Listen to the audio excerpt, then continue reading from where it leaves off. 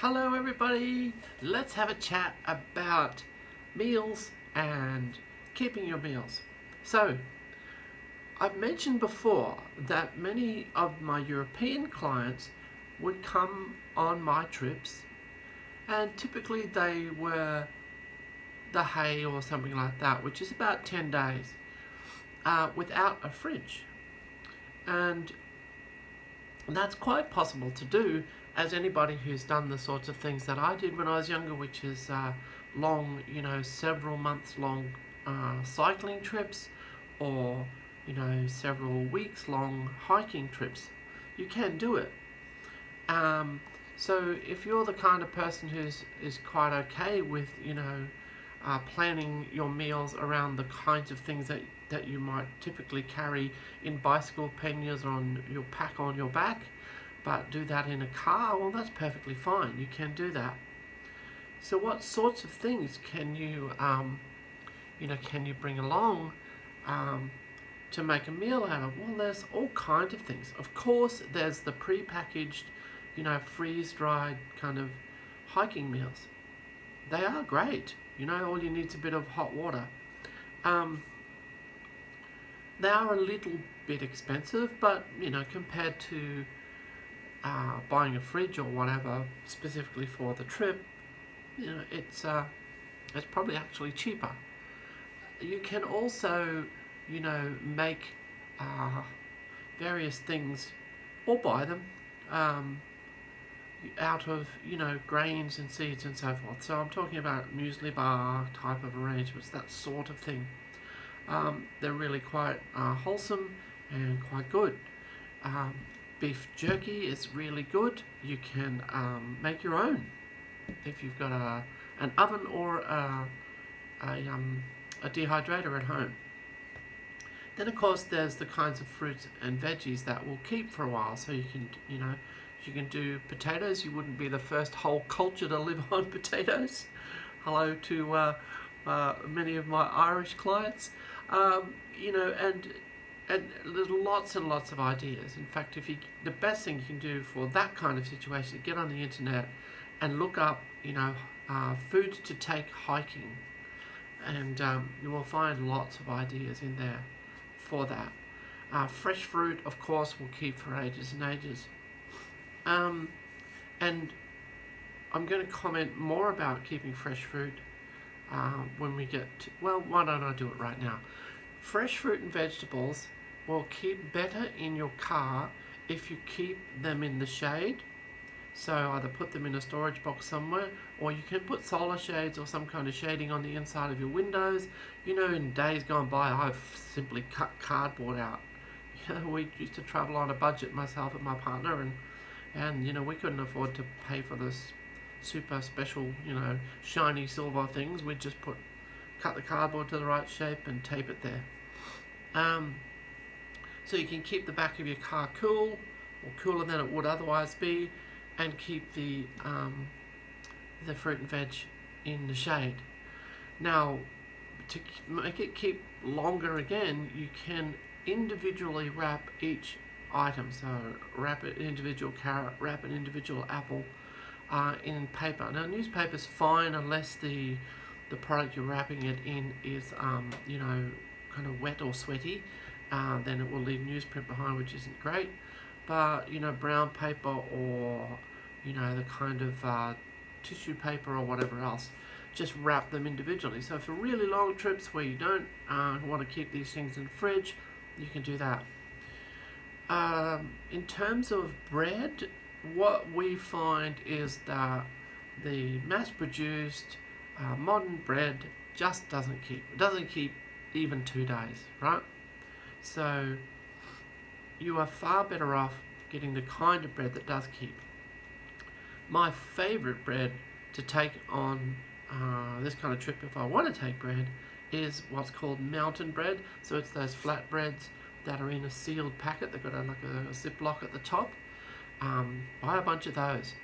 And what you do is you keep them in the shade inside your car, stored somewhere, nice and flat so they can't get broken. And as long as you keep them sealed up, once you open the packet, just put them in the top of your fridge, on top of everything else, where they can't vibrate around and get down in between things, and they'll keep really well. While we're talking about keeping things in your fridge, you might not be aware of this, but your fridge will work a whole lot better if it's full. So as you take things out of your fridge, if there's space there that you can't fill with food, then fill it with something else. And you know what's perfect for that? A wine bladder. Just blow the wine bladder up as far as you need it to be blown up, shove it into the space, and your fridge will run a whole lot better. Okay, so now let's talk about meat. You know, what I do, because I'm on the road for several months, is I will buy my meat in the population centres. That might be Winton, that might be Alice Springs, or somewhere like that. And what I do is I buy cryovac meat. So that's a process where the meat is individually packaged and it's in a vacuum, so it's sealed up. Now they do some kind of heat treatment beforehand. I'm not sure exactly what they do, but the meat lasts an awful lot longer than it would otherwise. I mean, an awful lot longer. Now, if you both cryovac it and freeze it, it will last for ages. So, how do you manage to do that? Well, what you do is you work out when you're going to be at the start of the tour or at one of these population centres. You can also do it at home if you want to. Find your local butcher who does cryovacing, just phone around. I don't recommend you go to the supermarkets. I recommend you find an independent butcher, and you can do a search on the internet, cryovac butcher, your location. But I'll get it done in places like Winton. The butcher there does a fantastic job. When I lived in Townsville, there was an amazing butcher just around the corner from me who used to cryovac my meat. But also he said to me, look, I'm going to make you something that sounds terrible, but I can guarantee you it's not. Think of something like Spam, but that tastes a whole lot better. So basically it's a pressed meat, and it was great for lunches, you know, so we loved that, myself and my partner. So you've got your cryovac meat, you put it in a freezer at home, or you put it in a freezer in your accommodation in Winton or Alice Springs or wherever you happen to be, and you freeze it.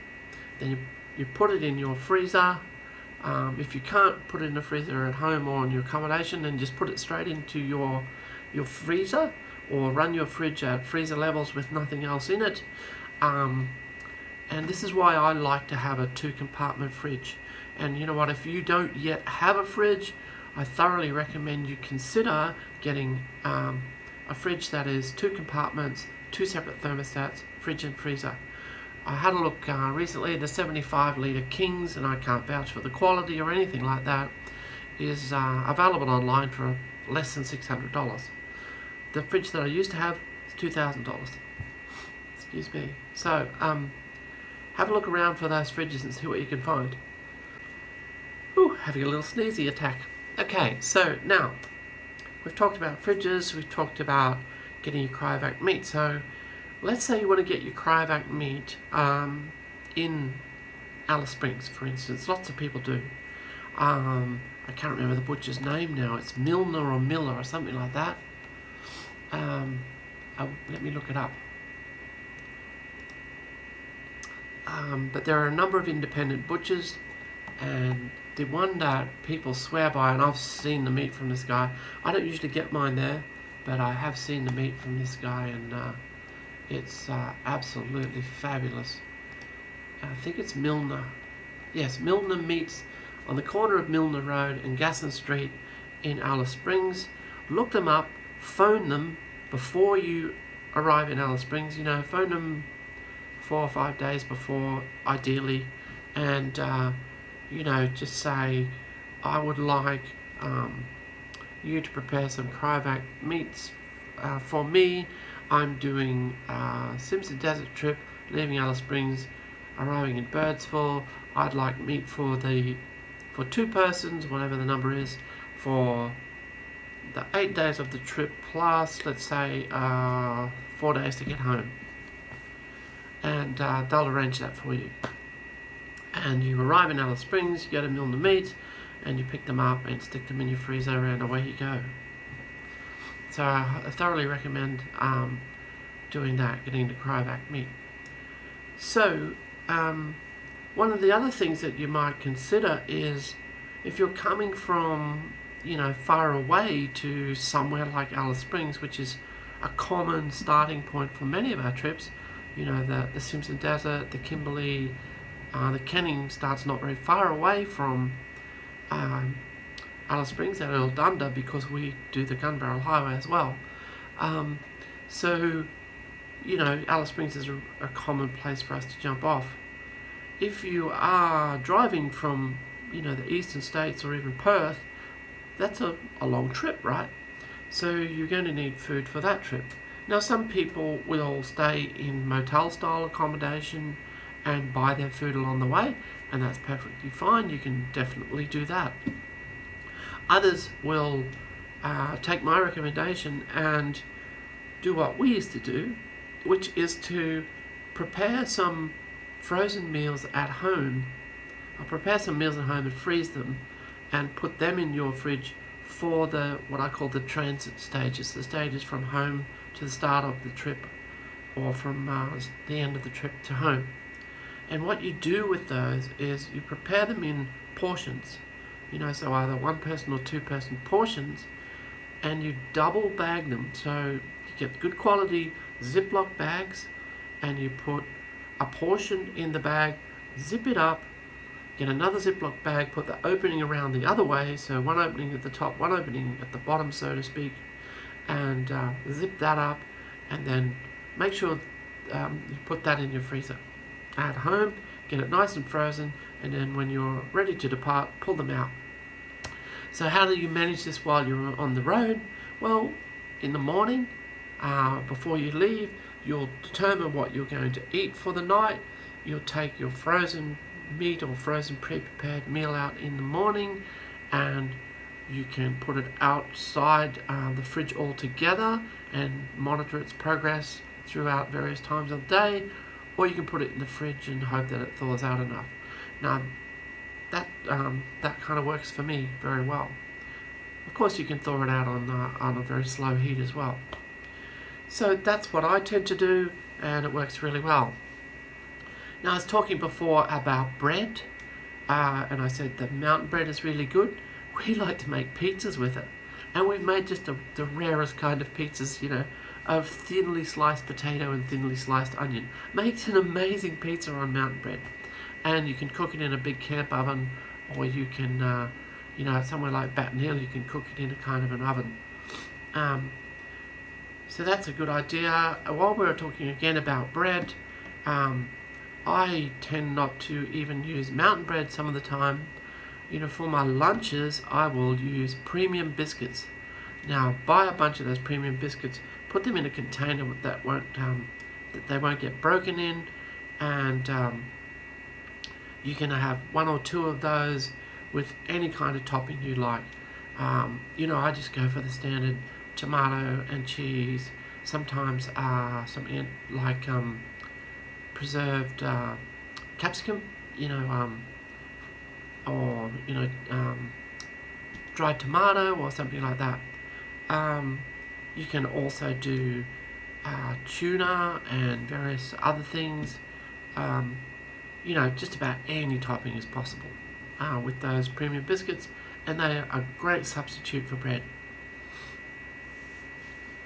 Of course, don't forget your tea and coffee, and frankly, the best way to have your tea is tea bags, whether you like them or not. It's just so convenient, and it's quick. And the coffee, unless you're going to buy a little device that costs about $100 to do a shot of coffee that uses, I think, boiling water and battery power, I'm not sure. What I prefer to do is I buy those satchels. You can get the big box of, I don't know, about 20 of them, I guess it is. And I buy the cappuccino in strong, because I like my coffee. And I use those satchels. That's what works for me really well. So I can recommend that. And what else are we going to talk about here? We've mentioned the fruit, we've mentioned the veggies. Do bring some snacks for in the car. Again, you know, beef jerky works really well. My partner and I used to make beef jerky at home. And you can find lots of great recipes on the internet. We used to just dry it in a really, really slow oven, package it up in Ziploc bags, and then while I drive along we could snack on that. But you know, there's all the other things as well. There's the, you know, the snakes, lollies, other kinds of lollies. Of course, if you've got kids, bring the marshmallows. They like to toast those by the fire. Yeah, and you know, I often carry lots of those lollies because I give them as little rewards when we get to the gates, and I'm going to talk about that in my next video. What's this whole gate procedure? What's the convoy procedure? Okay, so back to meals. You know, we have a number of barbecue plates, so try to think of what could I cook on a barbecue plate, but don't sort of think, oh, it has to be barbecue food. It doesn't.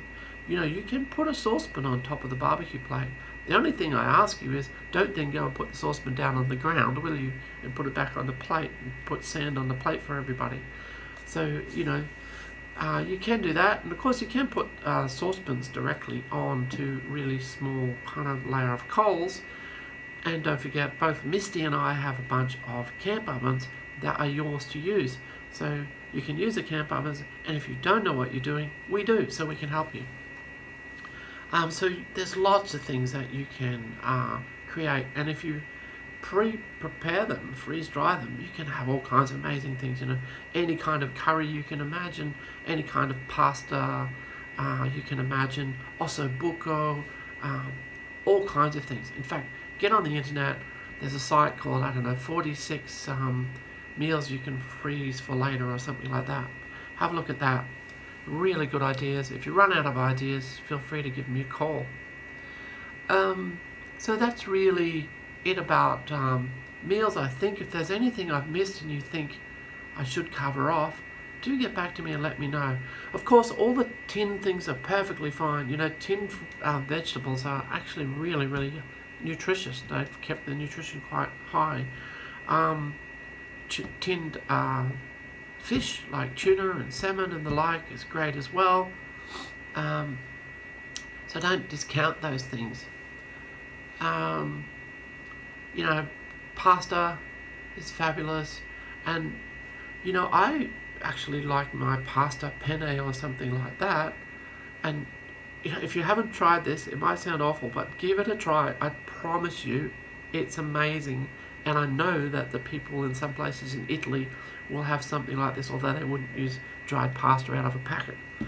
So I'll get my penne pasta, I boil it up, I will heat some sardines out of a can, excuse me, drain them first, heat them up just on a low heat, and then put a whole heap of pesto. Excuse me, now pesto will keep really well in the car even without the fridge, until it's opened at least.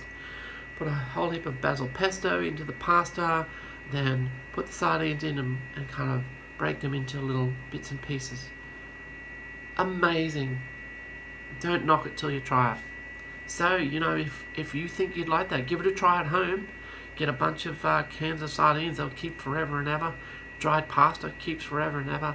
Pesto keeps pretty well. You know, great meal from as far as I'm concerned anyway. I'm sorry, I've got a bit of the sniffles and sneezes this morning. A little bit of hay fever, which is probably something worth mentioning. If you're the kind of person who suffers from that kind of thing, don't forget to bring your hay fever medication.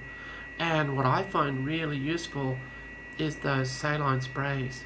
So, you know, bring along something like that. The air can get very dry out there. Also, bring along your moisturizer for your skin.